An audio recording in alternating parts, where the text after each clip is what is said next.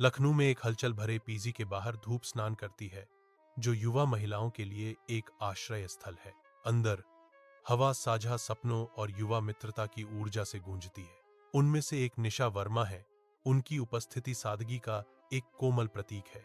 एक उज्जवल मुस्कान हमेशा निशा के होठों पर रहती है, जो आंतरिक खुशी को दर्शाती है।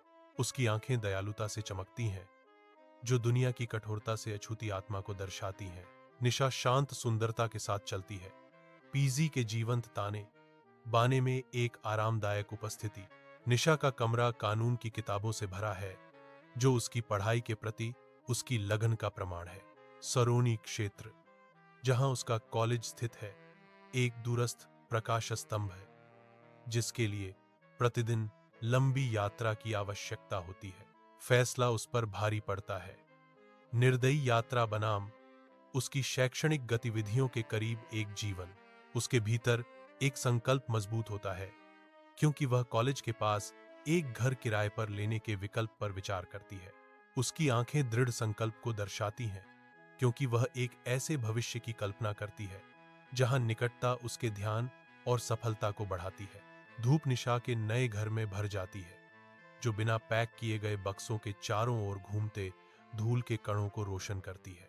निशा और उसका छोटा भाई अपनी नई परिवेश की खोज करते हैं। उनकी आंखों में जिज्ञासा और आशंका का मिश्रण है। उनके माता पिता दरवाजे पर खड़े हैं। उनके चेहरे उत्साह और चिंता के मिश्रण से बने हैं। उनकी मां कहती हैं, साथ रहें। उनकी आवाज में गर्मी और चिंता की झलक थी। और एक दूसरे का ध्यान रखना, ठीक है? उनके पिता कहते हैं। उनकी निगाहें सुरक्षात्मक प्यार से उन पर टिकी हुई हैं। शाम ढलते ही निशा के घर पर एक अजीब सी शांति छा जाती है। एक अदृश्य उपस्थिति दीवारों के ठीक बाहर महसूस होती है। एक अज्ञेय बेचैनी से प्रेरित होकर निशा सावधानी से बढ़ते अंधेरे में कदम रखती है। उम्मीद से हवा भरी हुई है, फिर भी एक शांत हवा धूल को उड़ाती है, जिससे कुछ भी पता नहीं चलता। एक शांत हवा धूल को हिलाती है, लेकिन कोई भी दिखाई नहीं देता। एक आवाज गूंजती है, जो अदृश्य आंखों की भावना को बढ़ाती है। शांत आंगन में निशा और उसका भाई चाय पीते हैं, क्योंकि डूबता सूरज हर चीज को सुनहरी चमक से नहलाता है। अचानक ठंडक शांति को भंग कर देती है, क्योंकि उसका भाई अकड़ जाता है। उसकी आंखें उभरते हुए डर से फैल जाती हैं। वह फुसफुसाता है। उसकी आवाज डर से कांप रही है। अंदर कोई है। निशा खतरे से अनजान होकर उपहास पूर्वक हंसती है। मूर्ख मत बनो। उसका डर बढ़ जाता है, क्योंकि वह कांपता है और हताशा से आग्रह करता है, मैं मजाक नहीं कर रहा हूं निशा, मैंने कुछ हिलते हुए देखा। निशा और उसका भाई अपने घर में घुस गए। फटे हुए सांसों ने शांत हवा भर दी। खाली कमरे उनके सामने फैले हुए हैं।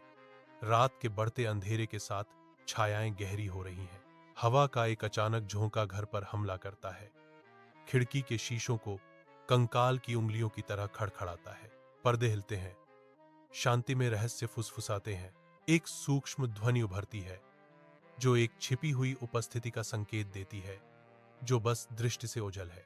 डर पकड़ मजबूत होता है, क्योंकि उन्हें एहसास होता है कि वे अकेले नहीं हैं। निशा के कमरे के अंदर उसके भाई को अचानक बीमारी हो जाती है। खाने के तुरंत बाद वह हिंसक रूप से उल्टी करता है, जो एक स्पष्ट और चिंताजनक दृश्य है। उसका चेहरा पीला पड़ जाता है, रंग फीका पड़ जाता है, क्योंकि वह कमजोर हो जाता है। उसकी आंखों के नीचे गहरे घेरे हैं, जो उसकी अचानक बीमारी का एक गंभीर चित्र पेश करते हैं। निशा अपनी डेस्क पर ध्यानमग्न बैठी है, जो किताबों और कागजों के सागर से घिरी हुई है। उसकी भौहें एकाग्रता में तनी हुई हैं। एक अचानक ठंडी सनसनी उस पर छा जाती है। अदृश्य आंखों से हर हरकत पर नजर रखने का बेचैन करने वाला एहसास। अशांति से प्रेरित होकर वह घूमती है। उसकी निगाहें बेतहाशा कमरे के हर कोने को खोज रही हैं। खामोशी हवा में भारीपन से लटक रही है, क्योंकि उसे दीवार पर फैली अपनी ही छाया का विकृत आकार के अलावा कुछ नहीं मिलता। एक स्पष्ट डर की भावना बनी हुई है। कमरा अब ठंडा है, चुप्पी अधिक गहरी है। निशा के कमरे की धुंधली रोशनी में एक गहरा बेचैनी छा जाती है। हवा अनकहे डर से भरी हुई है। दीवार पर निशा की छाया हिलने लगती है, जो भद्दे आकार में मुड़ जाती है जो उसके मालिक की स्थिरता को चुनौती देती है। छाया तड़पती है, शांत रात के खिलाफ एक मूक चीख, एक आतंक का प्रतीक है जो कमरे में ही रिसता है। एक आदिम डर मुझे जकड़ लेता है, ठंडा और लकवाग्रस्त, जैसे मैं डर के इस भूतिया नृत्य का गवाह बनता हूं।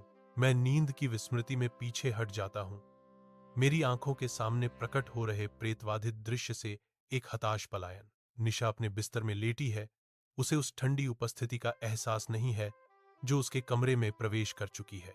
एक बेचैनी भरी सनसनी, कोई पास है, उसकी उपस्थिति उसके पैरों पर केंद्रित है। एक भूतिया महिला प्रकट होती है, उसका रूप अधूरा और धुंधला है, उसका चेहरा छाया का धुंधलापन है।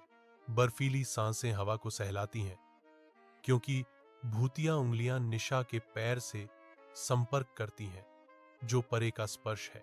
निशा के कमरे में धूप आती है, जो एक परेशान करने वाले विवरण पर तेज रोशनी डालती है। उसके टखनों पर अतीत के बंधन के हल्के नीले निशान हैं, जो उसकी त्वचा पर अंकित एक मूक चीख है। अंक एक पकड़ का सुझाव देते हैं, तंग और जबरदस्त, सुबह की हवा में मंडराता हुआ उल्लंघन। कमरा अभी भी है, लेकिन निशान अनकहे डर और असुरक्षा के साथ धड़कते हैं। नीले निशान संघर्ष का संकेत देते हैं। कारावास की एक कहानी अब प्रकाश में आ गई है। निशा का घर असामान्य क्षय से अधिकाधिक ग्रस्त है। भोजन क्षणों में सड़ जाता है, जो अदृश्य शक्तियों का एक स्पष्ट प्रमाण है। बिना गर्मी के दूध जम जाता है, जो प्रकृति के क्रम का एक अजीबोगरीब विकृतीकरण है। अस्पष्ट हाथ के निशान दीवारों पर हैं, जो एक अदृश्य उपस्थिति की ठंडी याद दिलाते हैं। एक धुंधली छाया दर्पण के प्रतिबिंब में छिपी हुई है, जो एक अंधेरे अस्तित्व का संकेत देती है। अपने धुंधले घर के अंदर निशा अपने फोन को पकड़े हुए है। उसकी उंगलियां चिंता से हड्डी की तरह सफेद हैं। उसकी आंखें घबराहट से खिड़की की ओर दौड़ती हैं, जहां स्ट्रीट लाइट की हल्की चमक के खिलाफ एक गहरा सिलहूट दुबका हुआ है। एक सिहरन उसके शरीर से गुजरती है, क्योंकि वह फोन में जोर से फुसफुसाती है। उसकी आवाज थोड़ी कांप रही है। मां, मुझे लगता है कि कोई रात में सड़क से मुझे देख रहा है। अगले दिन उसकी मां के आने का वादा बदते डर के बीच उम्मीद की एक किरण देता है। मां की चीख की गूंज से घर कांप उठता है, एक ऐसी आवाज जो रात की शांति को भंग कर देती है। निशा तुरंत अपनी मां को जगाती है। उसके चेहरे पर डर छाया हुआ है, क्योंकि वह अपनी डरी हुई सुस्ती को तोड़ने की कोशिश करती है। मां बुरी तरह कांपती है। उसकी आंखें एक ऐसे डर से चौड़ी हैं जिसे शब्द कैद नहीं कर सकते। मुझे अकेला छोड़ दो, मुझे मत खींचो। आवाज फटी हुई, वह अपनी दहशत का स्रोत बताती है। एक औरत ने मेरी टांगें पकड़ी और मुझे बिस्तर से घसीटना शुरू कर दिया। तीव्र सुबह की धूप में निशा और उसकी मां अपने पुराने घर के सामने खड़ी हैं। सूटकेस अनकहे डर से भरे हुए हैं। लंबे साए घर के कोनों से खिंचते हैं, जो इसकी दीवारों के भीतर छिपे रहस्यों की फुसफुसाते हैं। मालिक के शब्दों की एक ठंडी गूंज हवा में तैरती है। पिछला किराएदार एक रात अचानक गायब हो गया। चेहरे पर गंभीर संकल्प के साथ वे मुड़ जाते हैं, उस अशुभ घर को पीछे छोड़ देते हैं।